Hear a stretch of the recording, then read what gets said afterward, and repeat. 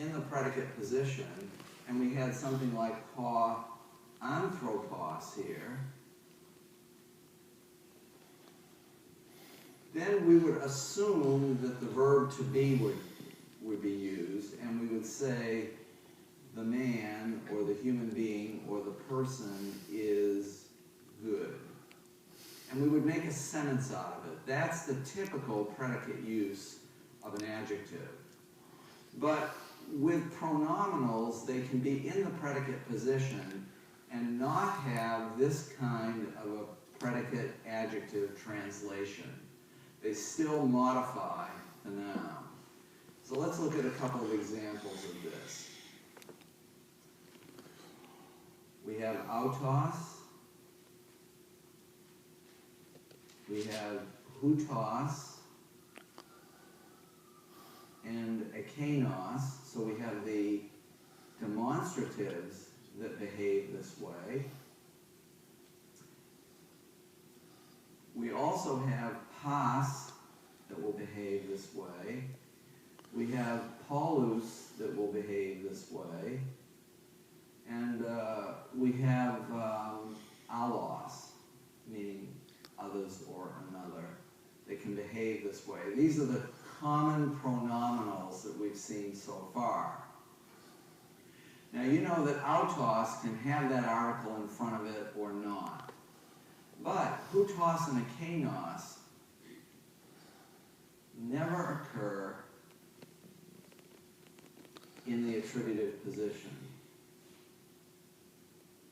If they have the article is always going to be with a noun they're modifying. It's never going to be in front of this. So when you have a demonstrative and no noun, this is when it's functioning as the pronoun. If you have the demonstrative and a noun, whether the noun has the article or not, that's when it's going to be the demonstrative adjective. So this is a pronominal that is going to be functioning as the pronoun anytime it lacks the noun. If it has the noun that agrees with it, whether the noun has an article or not, it's going to be functioning as the adjective. Pas is a little bit like autos. It may have the article in front of it or it may not. When it has the article in front of it, it's functioning like the adjective. If it has no article and no noun with it, then it's functioning as the pronoun. And the same is true for both of these as well. Well, let's look at a couple of expressions on how these might be used.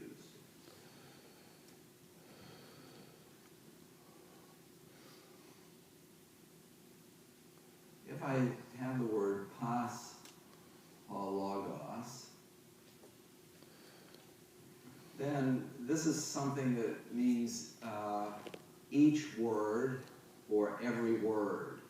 It doesn't mean all the word because this is a singular form. If it were plural, it might mean all the words. So this means each or every word. Sometimes you end up with a situation where you might have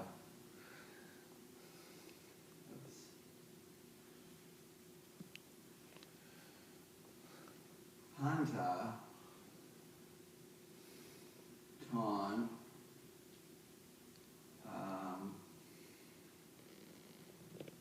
agathon. Panta, ta, agathon.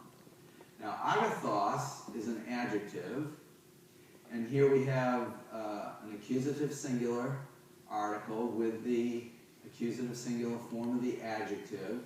So we have the article that's in the attributive position, but we have no noun there. So this is a substantival adjective. The substantival adjective is functioning the way a noun would function. And now I have panta, which is a pronominal. It can be an adjective or it can be a pronoun. When it's with a substantival adjective, it's a substantival adjective that behaves like the noun, and the panta behaves like the adjective modifying the noun.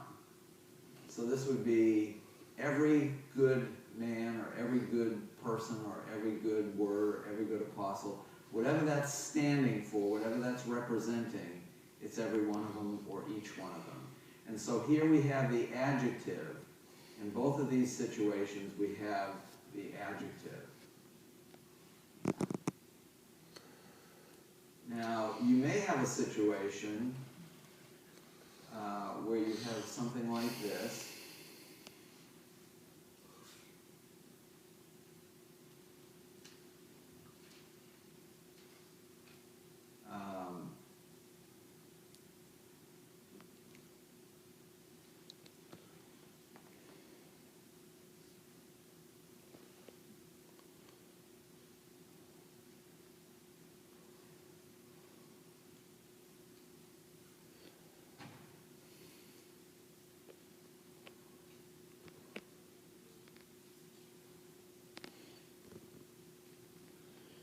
All right, let's parse this verb here.